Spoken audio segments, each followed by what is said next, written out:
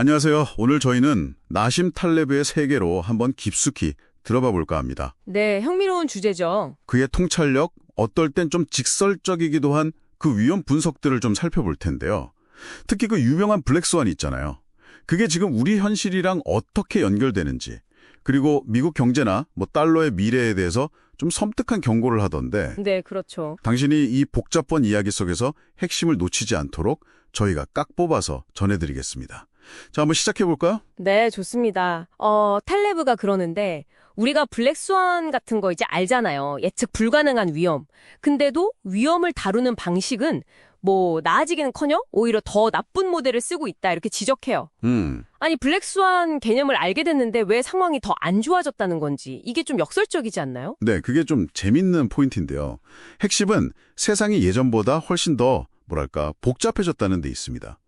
탈레브가 보기엔 우리가 위험을 분석할 때 쓰는 모델들이 여전히 그 극단적인 사건 가능성을 너무 낮게 보는 정규 분포에 기반한다는 거예요. 아, 보통의 경우만 너무 생각한다는 거군요. 맞습니다. 근데 현실은 그렇지 않잖아요. 실제 세상은 극단값이 훨씬 더 자주 또 강하게 나타나는 패테일 분포를 따른다는 거죠.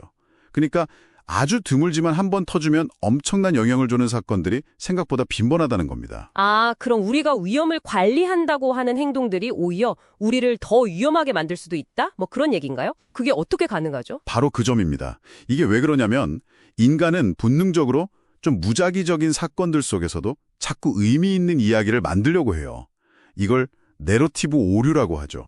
이야기를 만들려는 경향. 네, 별 의미 없는 노이즈, 그러니까 소음을 중요한 신호로 착각하고 그걸 바탕으로 시스템을 막 효율적으로 만든다고 최적화를 시키는 거예요. 근데 그 결과 시스템이 겉보기엔 좋아 보여도 예상치 못한 충격에는 훨씬 더 취약해지는 거죠. 오히려 건드려서 더 약하게 만드는군요. 그렇죠.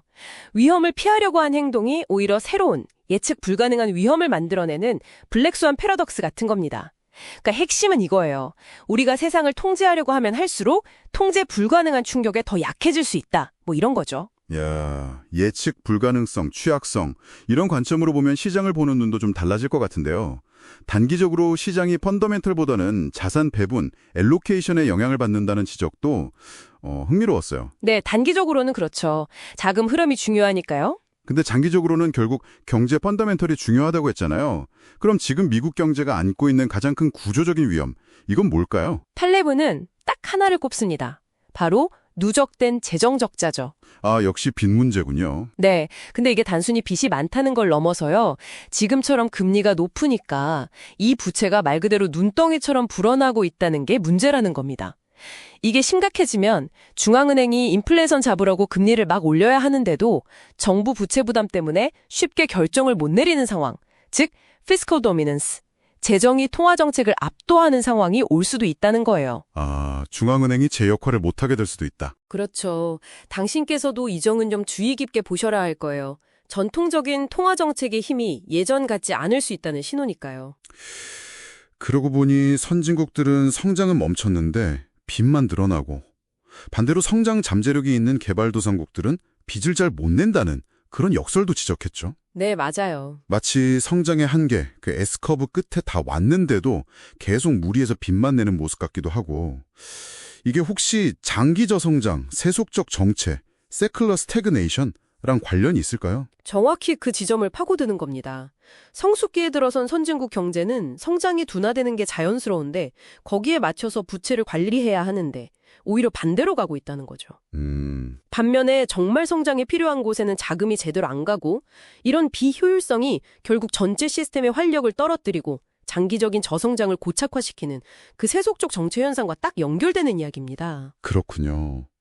자, 미국 경제의 또 다른 위험으로 달러의 기축 통화 지위 약화 가능성 이걸 언급했는데 이건 좀 놀랍거든요. 네, 다들 그렇게 생각하죠. 여전히 세계 무역 결제 대부분이 달러로 이루어지는데 무슨 근거로 그런 주장을 하는 걸까요? 탈레브는 그 근거로 각국 중앙은행들이 금을 엄청 사들이는 추세랑 금 가격 움직임을 봐요.